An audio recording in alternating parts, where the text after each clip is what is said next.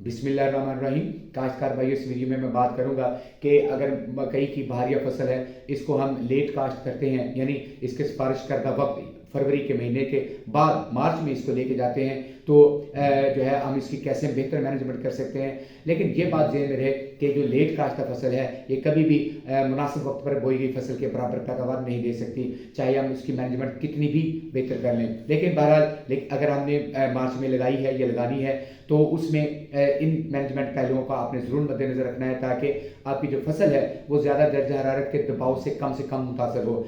सबसे पहले ये कि लेट लगाई गई फसल जो है, इसमें आपने जो पौधों की तादाद है वो कम कर देनी है। नॉर्मल फसल के लिए हम 35,000 पौधे बहारिया फसल के लिए हम रिकमेंड करते हैं फी एकड़, तो इसमें आपने तकरीबन 30,000 पौधे फी एकड़ कर देने हैं, क्योंकि ये दर्जा हरारत ज़्यादातर फसल जो है ज़्यादा दर्जा हरारत के दबाव में होगी। तो अगर हम ज़्यादा पौधे ही रखें तो पौधों का आपस में जो मुकाबला है खाद पानी के लिए, वो भी जो है पैदावार को मुतासर करेगा। तो पहले नंबर पे ये कि आपने पौधों की तादाद जो है वो पहले से कम कर देनी है, 30,000 रखनी है। दूसरे नंबर पे ये कि इसका तरीका काश्त आपने कोठों पे काश्त करें, शर्कन गर्बन कोठे रखें और उसके जो है दोनों जानिब जो है बिजाई करें। इसके अलावा इसकी खादों के हवाले से मैनेजमेंट है कि फास्फोरसी और पोटाशियम खादें को हर हाल में ज़मीन की तैयारी में दें।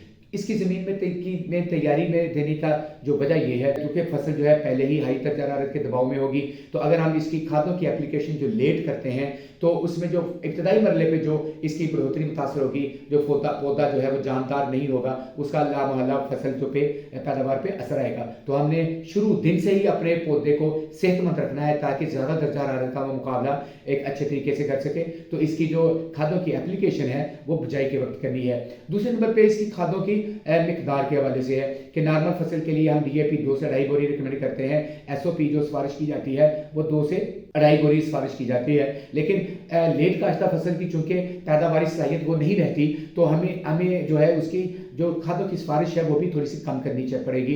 तो इस वाले से हमें, अगर मार्च के महीने में आप इसको काश्त कर रहे हैं, तो इसकी खादें जो है वो तकरीबन 15 से 20% खादों की मिकदार जो है वो इसकी कम कर दें। इसके अलावा इसकी जड़ी बूटियों के कंट्रोल के हवाले से मैनेजमेंट है कि जो जड़ी बूटियां हैं वो हमने इसकी प्री इमरजेंसी ही कंट्रोल करनी है, यानी बिजाई के बाद 24 घंटे के अंदर अंदर जो prime extra, dual gold, pre act वगैरह से हम इसको, या सिफारिश करदा जानों से हम इसको जड़ी बूटियों को कंट्रोल करते हैं। यही हमने अप्रोच रखनी है। हमने पोस्ट इमरजेंसी पे नहीं जाना, क्योंकि पोस्ट इमरजेंसी का मतलब ये है कि हम जड़ी बूटियों को चंद दिन जो है अपनी फसल में दे रहे हैं, 20-25 दिन के, वो पौधों के साथ कम्पीट करें, मुकाबला करें। और जो है लेट काश्ता फसल में आपको पता है कि ज़्यादातर ज़्यादा का दबाव है फसल पे, तो अगर हम जड़ी बूटियों का दबाव भी देंगे तो उसका जो दबाव का असरात जो है वो पैदावार पे वो ज़्यादा हो जाएंगे। तो हमने इसको शुरू दिन से ही वीड फ्री रखना है, ताकि फसल जो है पौधे हमारे जानदार रहें और ज़्यादा दर्जा हरारत के जो असर होता है उससे कम मुतासर हों।